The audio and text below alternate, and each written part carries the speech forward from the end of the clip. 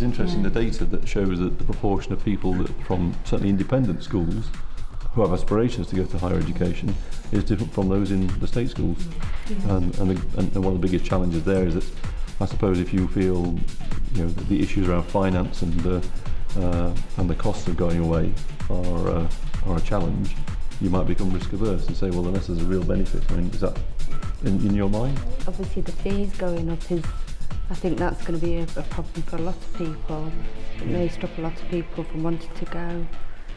Obviously with the new tuition fees coming in, people are going to be put off by going to uni, but to be honest, I'd say don't let that be an obstacle, because in essence all that's happening, I mean, the situation is still the same. You still got to pay tuition fees, albeit they're higher, but you're still getting you're actually getting more out of the uni as well, because we're increasing our prospects. We just had the university elections, so the various candidates that won, they're sort of increasing the value of the uni. They're giving more out to the students, they're spending more on the students. So in actual fact, the university is actually investing more in the students, but that doesn't get shown by the media. I think in the long term it is worth it, and I think it's maybe a once in a lifetime opportunity, because when you get older, it's unlikely you will go to university or go back to education. So I thought you only get one shot, and I want to make it count. Joe's applied for management sciences,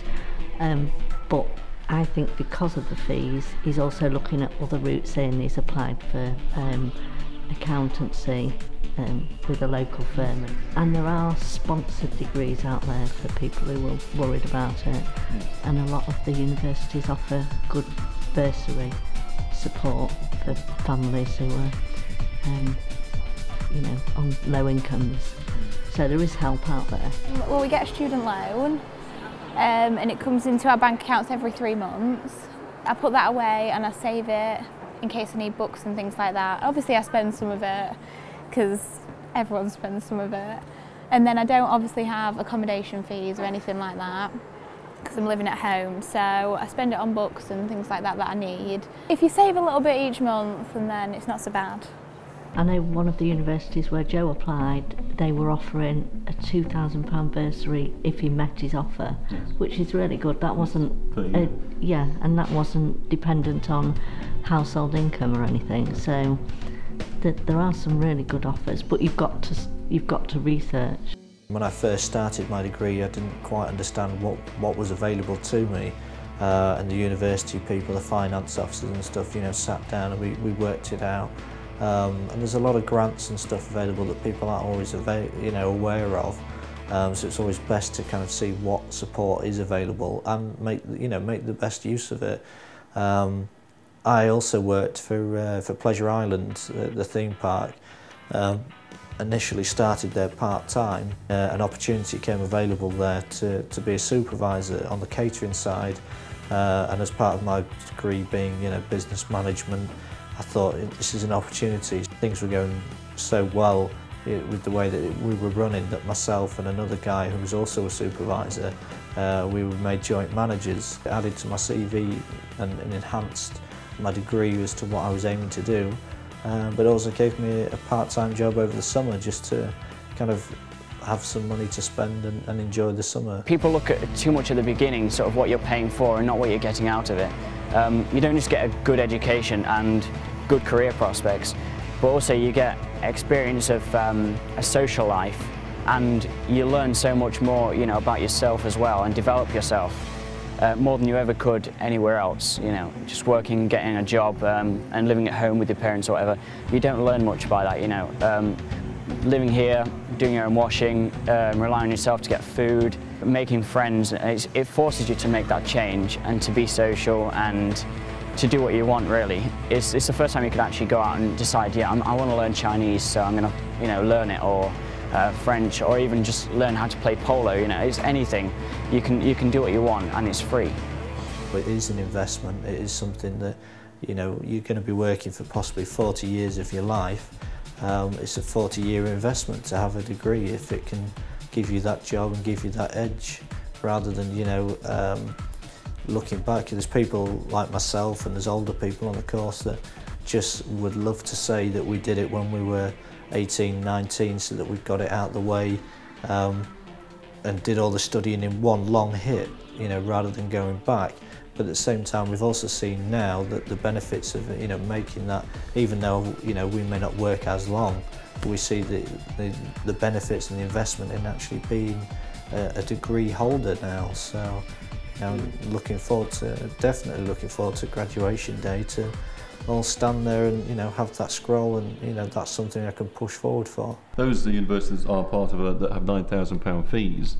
They have what's called a widening access agreement, or an access agreement. That means that they have to provide for support for students from some backgrounds and give opportunities for them to go forward. I'm told that if you were at a Cambridge college, for example, and you were down there for your 24 weeks a year, and you saw your tutor and said, I'm really hard up, really can't make ends meet, they may well have sufficient funds to help you out. They would see you as there to study, not to work, and would dissuade you from getting a part-time job. There are other universities where, you know, they will provide work placements or work activities within the university structures, you know, whether in Bar and other places. Is additional financial help from the university dependent on parental income? It depends on whether in fact they are offering scholarships or not. I think Darryl mentioned something about some of the awards are dependent on household income, but some of the thresholds are surprisingly high. There's a DirectGov website where you can go on and it tells you all the details about it, and I've just been having a look at that. And then there's a form to fill out and put all your details in. So I've been having a look at that, and I'm going to finish that probably this soon and like get it sent in. In terms of the other things that you get that's available for support, are universities interested in giving you a place, then seeing you fall by the wayside because you aren't able to, you know, meet the fees and meet the, you know, the costs?